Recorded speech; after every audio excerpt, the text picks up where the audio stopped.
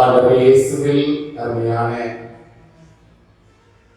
சகோதரர்களே சகோதரிகளே, இன்றைய முதல் வாசகத்தினுடைய கடைசி வாக்கியம் இவ்வாறாக இருந்ததை நாம் வாசிக்க கேட்டோம். கடவுளிடமிருந்து பிறக்கும் அனைத்தும் உலகில் வேண்டும், உலகில் என்பது நம் நம்பிக்கை என்று வாசிக்க கேட்டோம். எதற்காக இந்த உலகை வெல்ல வேண்டும்?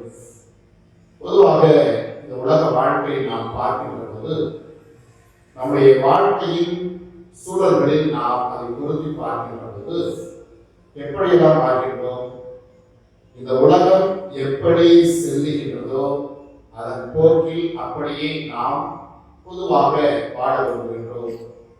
ஒரு பொதுவான கருத்து என்பது உருவாக்கப்பட்டிருந்தது என்று சொன்னால் அது அப்படியே பேசாம பயன் போய்வோம்.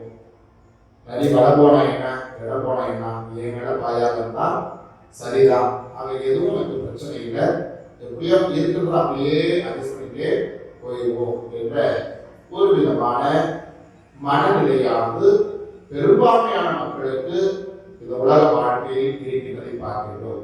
சரி தவறு என்றெல்லாம் அவர்கள் யோசிக்க தெரியாதவர்களாக, யோசிக்க விரும்பாதவர்களாக வாழ்ந்து வருவதை நாம் பார்க்கின்றோம்.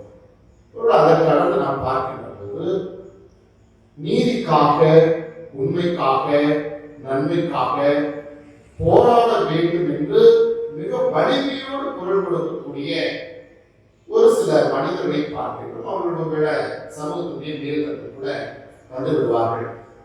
பேசுறதெல்லாம் நீதி, நேர்மை, உண்மை, நன்மை இதெல்லாம் பேசுவாங்க. ஆனால் அவருடைய வாழ்க்கையுடைய செயல்பாடு எல்லாமே அதற்கு ஆப்போசிட்டா தான் இருக்கும். இதுதான் உலக போக்கு. உலக போக்கின்படி வாழ்கின்றவர்கள் ஒன்று இருக்கிறபடியே எதை கண்டுக்காமல் போகக்கூடிய ஒரு மனநிலை, மற்றொன்று சூப்பரா பேசுவாங்க ஆனால் செயல்பாடு என்பது முற்றிலும் மாறுபட்டதாக இருக்கும். அவர்களிடம் அனைத்து தீமைகளுக்கும் காரணமாக கூட இருப்பார்கள்.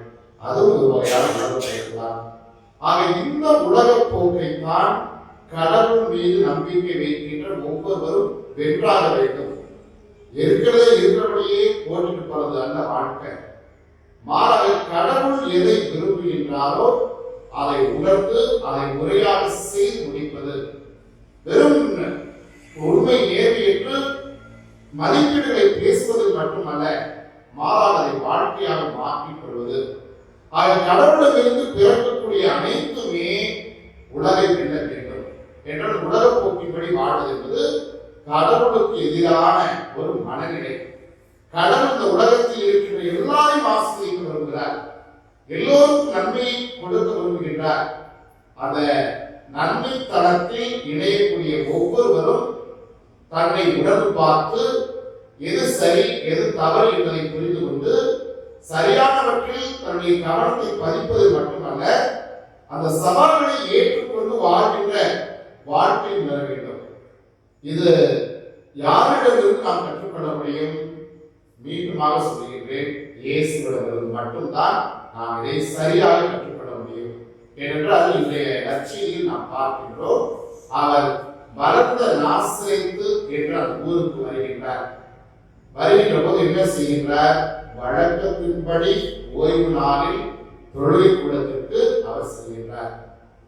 பாருங்க, ஒருவேளை இயேசு தன்னுடைய பணி வாழ்க்கையை ஆரம்பிக்கிறதுக்கு முன்னாடி ஒரு சாதாரண மனிதனாக அந்த குடும்பத்துல வாழும்போது தொழில் கூடத்துக்கு போயிருந்தார்னா அது இல்லாத போலதான். ஆனால் பணியை ஆரம்பித்த பிற்பாடு அவர் எத்தனையோ விஷயங்களில் நன்மையானவற்றை மக்களுக்கு செய்து கொடுத்த பிற்பாடு கூட அவர் வழக்கப்படியே அந்த தொழில் கூடத்திற்கு செல்கின்றார். சுருளையை எடுத்து வாசிக்கின்றார். அதில் சொல்லப்பட்டிருக்கின்ற செய்தியை அவர் அறிவிக்கின்றார். ஆண்டவருடைய ஆவி என் மேல் உள்ளது என்று சொல்லி இந்த பகுதி பார்வையிடுவர், சிறைப்பட்டோர் விடுதலை அடைவர், ஒடுக்கப்பட்டோருக்கு உரிமை வாழ்வு உண்டு என்ற அந்த செய்தி அறிவித்து இதன் வழியாக அருள் தரும் ஆண்டினை அறிவிக்க ஆண்டவர் என்னை அனுப்பியுள்ளார் என்று அந்த பகுதியை வாசிக்கின்றார். அது வெறுமனே ஏதோ ஒரு புத்தகத்திலிருந்து வாசிக்கக்கூடிய அனுபவமாக இல்லை. மாறாக இயேசு எப்படி ஃபீல் பண்றாரு என்று சொன்னால், நீங்கள் கேட்ட இந்த மறைநூல் வாக்கு இன்று நிறைவேறிற்று என்று சொல்கிறார்.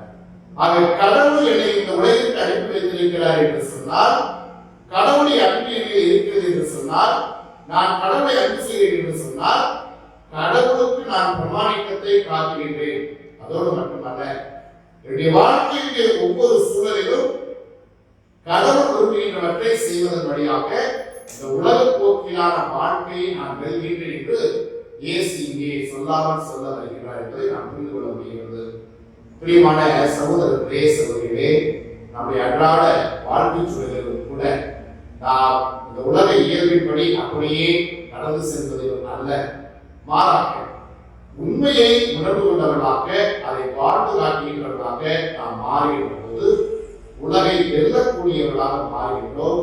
உலகை வெல்லக்கூடியவர்களாக என்றைக்கு நாம் மாறுகின்றோம், அப்போதுதான் நாம் கடவுளிலிருந்து பிறந்தவர்கள் என்ற அந்த உண்மையையும் நாம் அறிந்து கொள்ள முடியும். உணர்ந்து வாழ்ந்து பார்ப்போம். ஆமென்.